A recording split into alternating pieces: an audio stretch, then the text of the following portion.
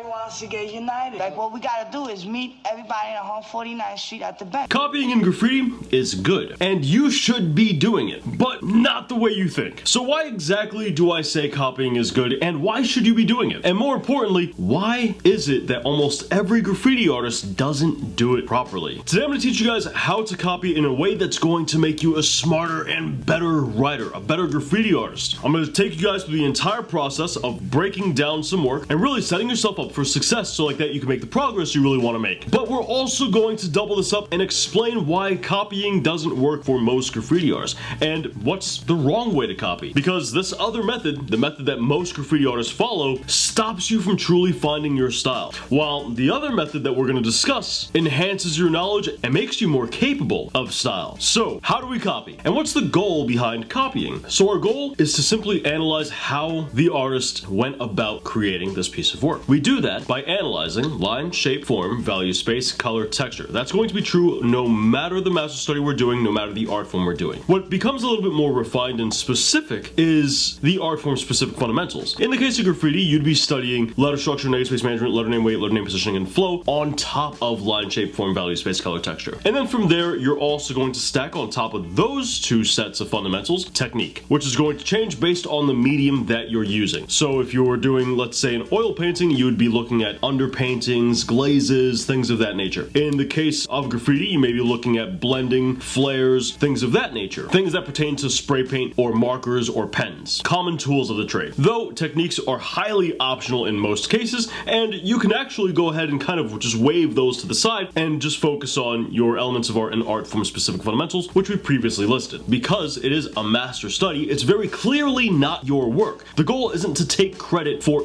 anything pertaining to the image. The goal isn't to redo what they did to make it kind of look like your own thing that you could potentially take credit for. Rather, the goal is strictly to learn the basics. That's it. In order to properly analyze all of these fundamentals, you need to at very least understand the basics. You don't have to master them, you don't have to be professional at them, you just need an idea of them, and you have to have some basic knowledge of them. That way you can use that knowledge as your tool to help deconstruct this master study. Now, if you guys want to get that foundational knowledge for yourself, check out our Ultimate Graffiti Guidebook. It is the best and only book on the market to teach you each one of graffiti's fundamentals. And we do it to like a college level degree. I'm not kidding when I tell you guys that we establish topics in there that have never been talked about in graffiti's community, because I established them single-handedly. It doesn't exist anywhere else. You can't find it in other books. But you'll learn more than just that. You'll learn how to find your style, much like we talked about in this video, but I'll teach you guys how to cultivate it and take care of that style and really blow it up into something bigger. You'll learn all about flow. You'll learn everything you need to know about graffiti's fundamentals. We've already helped plenty of people, thousands of people with this book, and you can be one of them. You can get right out of the toy phase with one easy read through. Even if you've been doing graffiti for like 20 years, there's still plenty in here for you guys to learn. So check out digital copies over at theartistblock.inc with physical copies over on Amazon. We got a link to both those in the description down below for you. So if we were to look at this Throwie and we were to recreate this Throwie as a master study, we would be able to go ahead and analyze lines. Okay, they have very thin lines, very consistent lines that don't really change in its width. We want to then, as a result of that, study why you might want to do that. What are the effects of doing that? And we want to study lines from different art forms. So a lot of you guys probably like comics or manga or anime, and those are all great places to study lines from because they're all experts at line. And when you study comic books, you learn that line can depict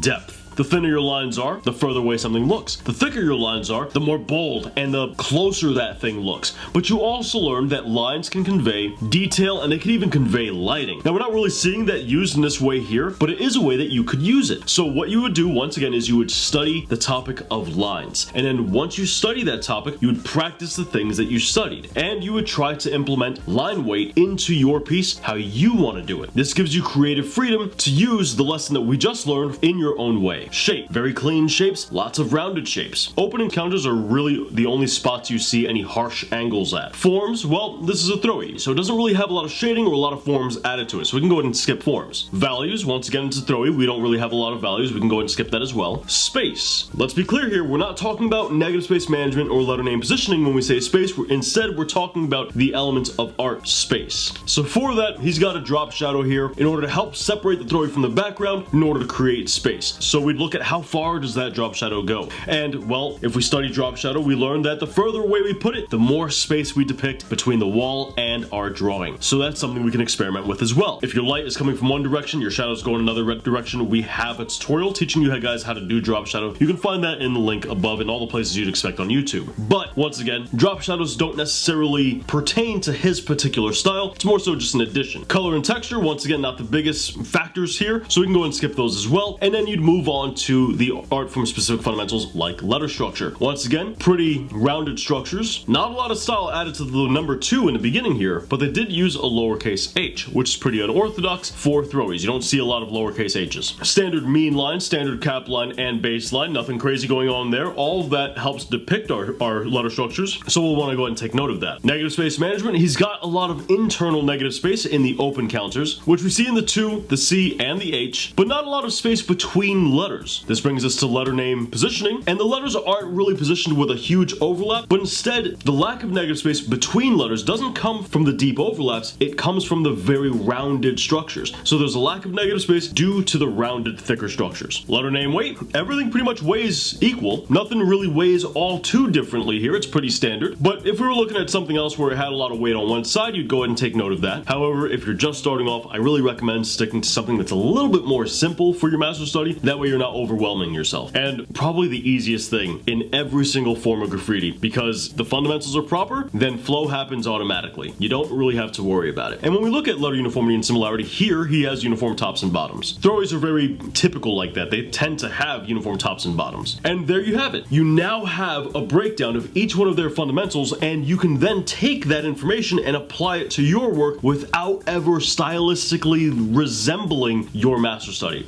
So you started off with a master study, you learned the lessons, and now you can take those lessons and move them to your work. Notice, we're not Frankensteining design elements. Rather, we're analyzing, we're studying, we're learning and becoming smarter. That's the process. And it's a really easy process to do. You just want to make sure that whatever it is you're doing a master study of fits your level. So if you're brand new to graffiti, you're not going to go ahead and grab a saber piece. You're not going to grab a wild style. You'd grab a little basic straight letter. That way you can work your way up and you can learn. So where do graffiti artists go wrong with this? What's the issue with how graffiti artists typically do it? Because one of the biggest pieces of advice you'll hear as a brand new writer is look at work you like, take pieces you like, and smack it onto your stuff and change it a little bit. That is the worst advice in graffiti, hands down, bar none, by far. Awful advice, and it limits you and stops you from finding what's unique to you. It stops you from finding your style, and instead turns your work into just a compilation of other people's work. I found my unique style in graffiti, and you can do very much the same. So where graffiti artists go wrong is, number one, they usually don't have that base foundational knowledge for graffiti's fundamental. Instead, they rely on intuition. They know, hey, you know what? This looks good. I couldn't really explain to you why, but I know it looks good. So I do that thing. And that looks bad, and I can't really explain the science behind how or why, but I know it doesn't look good, so I stay away from doing that. They gather enough of that intuition in order to present something that's dope. How do they get that intuition? Well, they look at other people's stuff that looks good, they rip it off, they slap it onto their piece, and they see if it applies. If not, then they grab something else and they put it there instead. This is an arduous process of trial and error that makes very basic ideas take decades to learn. And because this process never actually teaches you anything, you remain dependent on this process. You remain dependent on looking at other people's stuff and ripping parts of it off. And if you stop using that process, well, then you stagnate completely and you're forced to do the same thing over and over again. And it all circles back to the fact that this process offers you nothing informationally. And for you to grow as a writer, for you to grow as an artist of any kind in any art form, you have to grow your knowledge. A smarter artist is a better artist, so long as you're practicing as well. But most graffiti artists don't gather knowledge. They don't study the fundamentals. They just focus on style, which forces them to copy. As a result, they are completely incapable of a second, a third, or a fourth style. And in order to do these, they have to copy. That's the only way to do it. There's only two ways to get style, and it's learn the basics or copy. Now look, if you could pull that off, if you could do a master study, then you'll find yourself learning at an exponential rate. Your skills will blow up really quickly.